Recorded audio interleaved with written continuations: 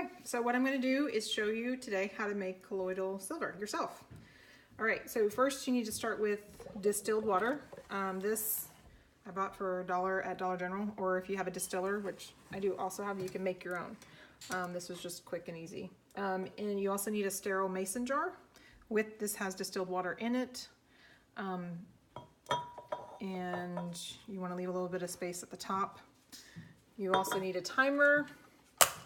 You need pure silver. This is 99.99% silver. These were silver rods. I bent them, and I'll show you why, because you don't want them to touch the bottom of the jar. But these you can get online, Amazon. You need a little scouring pad just to get off the residue from before you used it, from last time you used it. So you just scrape it, and I'll show you that here in just a second. A spoon, because you're going to want to stir. A liquid thermometer, as well as the TDS. This one actually does both. That's total dissolved solids and the temperature. So something you can also get online. This is there's a 9-volt battery in here, and this is also what you'll need, and it's again something you can get online. And then also my chart, which tells me how long I need to do it in order to get various parts per million. Okay, so let's start. I personally am impatient, so I like to expedite the process, which is why I use this over here. This water is room temperature, but you could also do if it was cold. And this right here is just an instant hot water maker. And then what I do is raise the temperature of the water. You'll see real quick. I push temperature. Oops, hold on. Gotta turn it on. Okay, temperature, so that's Celsius, Fahrenheit. Here we go.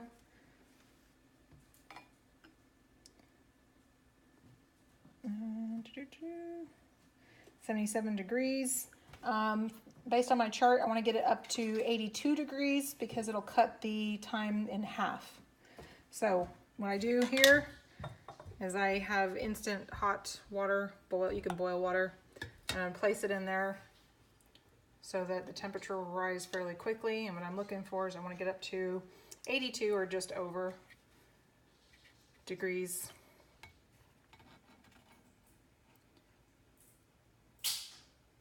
Shouldn't take long.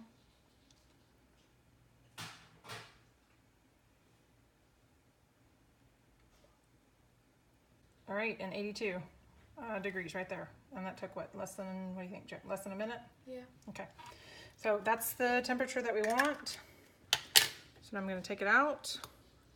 And again, that's just because it cuts the time down in half.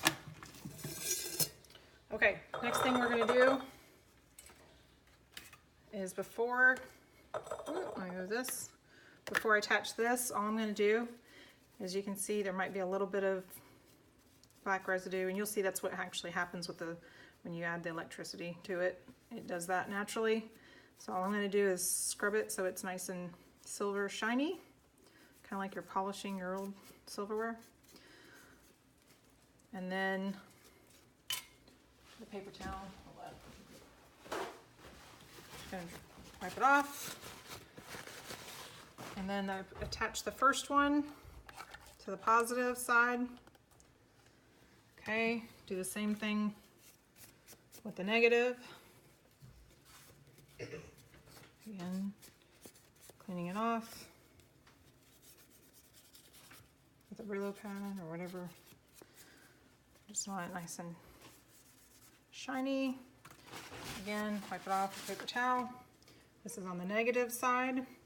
Again, I bent the wire so that it would not touch the bottom of the glass and it wouldn't touch each other. So then, if you want to check to make sure this thing is working, you see this light right here?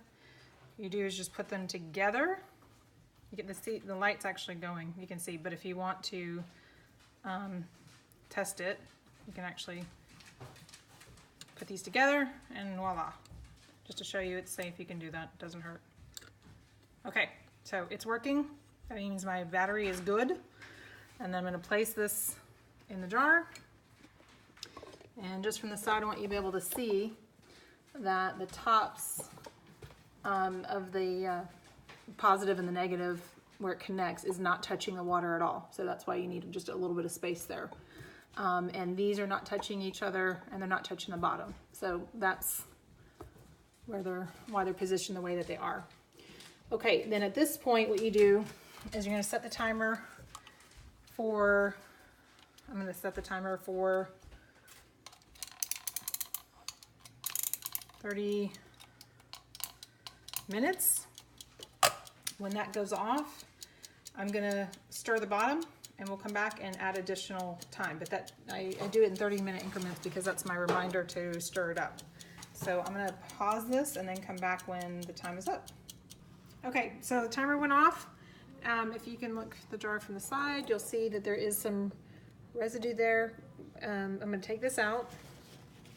I'm gonna wipe it off. There's gonna be some black and brown residue. That is just part of the process. That is black silver oxide and brown silver hydroxide from the process.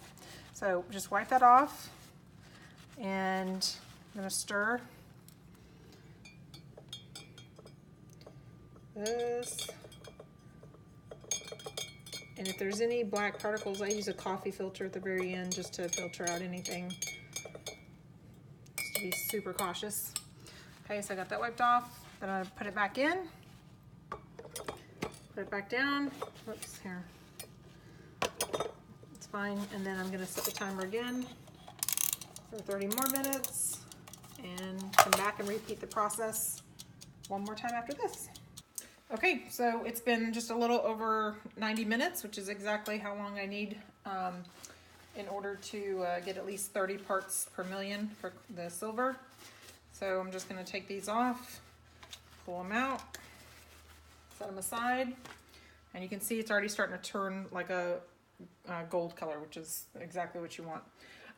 Then what I do now is, because you can see there's some kind of particles in it, is I have a coffee filter. I have a sterile mason jar underneath. And from here, all I'm gonna do is just slowly pour it. And that way I get anything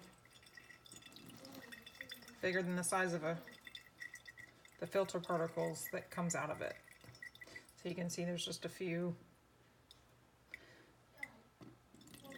particles in there.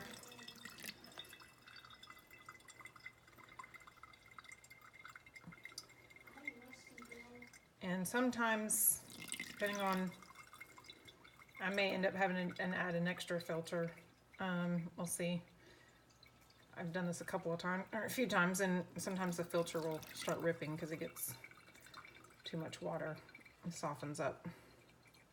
But looks like right now it's holding up, so.